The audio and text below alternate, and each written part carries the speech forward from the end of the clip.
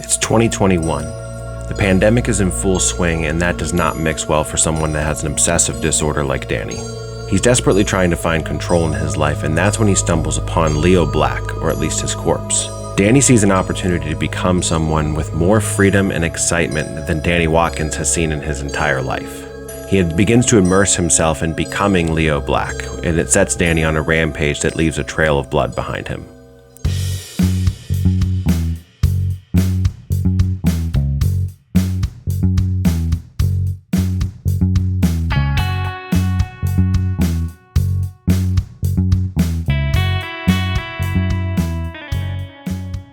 Welcome to Comics with Dan. We're going to be reviewing Crocodile Black number 5. Crocodile Black is a 5-issue horror miniseries published by Boom Studios, and the finale, issue number 5, is upon us. So in the last issue, a lot of stuff happened. Danny starts blowing up cartel plans without any kind of rhyme or reason. We finally get the backstory on what happens to Danny's brother Matty, and Danny seems to go so far off the deep end that there's no coming back. It was a near perfect penultimate issue. It becomes clear that whatever's going on with Danny, it was influenced by the childhood trauma that he experienced with Matty. What happened to Matty is, you didn't really think I'd spoil that in an online review, did you? Go read the book. Continuing with issue 5, we get our grand dramatic conclusion. This issue is incredibly tense, horrifying, and all at the same time a very satisfying ending. Since Matty's fate was revealed in issue number 4, all that's left for us to find out is what happens to Danny. And find out we do. Philip Kennedy Johnson could have settled for a bloodbath at the end of this series, or he could have given us something with a lot to reflect on, with a lot of depth, but he decided to give us both. This ending reaches back to that conflict that we saw in the very beginning pages of issue number 1, and gives us the insight to the rest of that altercation, but also provides some of Danny's thoughts to conclude the series. One thing I really liked is Philip Kennedy Johnson established, the crocodile guy as some sort of urban legend that, everyone had heard of and had these sort of larger than life, mystery to them.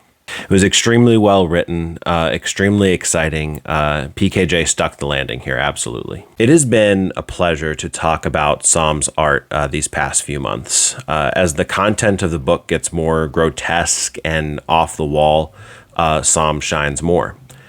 This means that this issue was Som's best yet. He produces completely terrifying images and heart-pounding action. What Danny is imagining is where Som does his best work, making it so detailed and quite frankly disgusting. But something that Som does really well in this issue, and has done well in issues before, I just haven't highlighted, is expressing the horror on characters' faces. And there is a lot of reasons for characters to be in this issue to be scared. I can't share any of the images of those characters being scared because I feel that they are too spoiler-filled. But when you pick up the book, you'll definitely be able to see kind of the ones that I'm talking about. There's a lot of great just faces that look like they are completely fearing for their lives, and you really get that emotion coming right off the page. It's fantastic. Patricio DePecci works really in sync with Som. I've noticed a lot of times when Som is drawing from Danny's mind, as we'll call it, DePecci is using several shades of the same color. While a lot of time it's different shades of red, here we see a really great page that's primarily different shades of green. I think that's a really interesting choice. I think it's a good choice. I think it sort of adds a more supernatural feel to what Danny's imagining. Another thing that DePecci is doing really well is he's getting the dark tone of the book down without drowning out the details that Som puts into the art, which is incredibly important whenever you have a darkly toned book, to make sure that you're establishing that everything's sort of somber and we'll say menacing, but also is not sort of hiding some of the great penciling work done by the artist. Becca Carey crushed it on letters again. The very best of her work on this book is contained on some very spoiler-filled pages, so unfortunately I can't showcase that here, but be assured that the quality is there, as it always is. There's a little taste on the page here that I just showed for DelPecci's colors. I just love the creativity there, and the book flows so nicely. So not only from a creative standpoint, but from a technical standpoint, Carey's letters are extremely well done. Crocodile Black #5 from Boom Studios is at your local comic shop Wednesday, October 9th for a well worth $4.99.